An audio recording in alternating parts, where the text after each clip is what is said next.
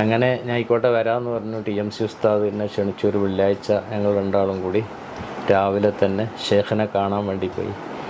അങ്ങനെ ഇടിയങ്ങര ഷേഖ് ഉണ്ടല്ലോ, അപ്പോൾ വാണിമ്പം നടത്തുന്ന ആ ഷേഖിൻ്റെ അടുത്ത് എത്തി പറഞ്ഞു, ഇവിടുന്ന് ഒരു ഫാത്തിഹ ഓതിയാൽ അതൊരു റിസർവ് ചെയ്യലാണ് നമ്മളവിടെ. അതുകൊണ്ട് ഈ ഷേഖിൻ്റെ അടുത്ത് നിന്ന് ഒരു ഫാത്തിഹ ഓതിയിട്ട് വേണം നമ്മളെ ഷേഖിൻ്റെ അടുത്തേക്ക് പോകാൻ. അന്നേരം അവിടെ കയറി ഉള്ളുണ്ടാക്കി 2 റക്അത്ത് നിസ്കരിച്ച് അവിടെ നിന്ന് ഒരു ഫാത്തിഹ ഓതി മൂപ്പര് മുന്നിലും ഞാൻ ബാക്കിലുമായിട്ട് ചെന്നു.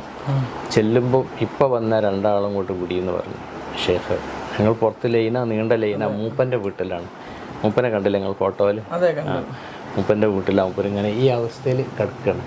അങ്ങനെ കിടക്കുന്ന സമയത്താണ് ഞങ്ങൾ ചെന്നു. TMC മുന്നിൽ ചെന്ന് സലാം പറഞ്ഞു. കാലിങ്ങനെ പിടിച്ചിട്ട് മുത്തി, കാൽപാത ഈ ഭാഗം ആദ്യം ഷേഖിൻ്റെ കാലുടിച്ച് മുത്തി. അതേമാതിരി എന്നോട് ചെയ്യാൻ പറഞ്ഞു.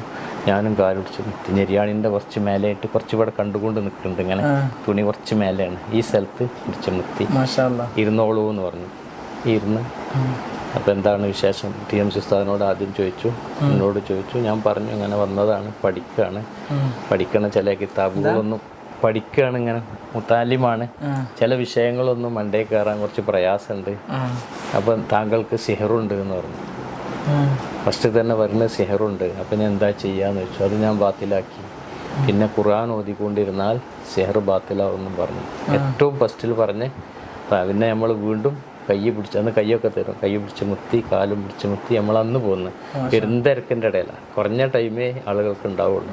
പക്ഷെ ഞങ്ങളെ വേഗം വിളിച്ചതുകൊണ്ട് മറ്റുള്ളവരെ ബുദ്ധിമുട്ടാക്കാൻ വയ്യ. വാതിക്കൽ ക്യൂ ആയിട്ട് നിൽക്കുന്ന ആളുകളുണ്ട്. അവരെ മുന്നിലാണ് നമ്മളെ കടത്തി വിട്ടത്.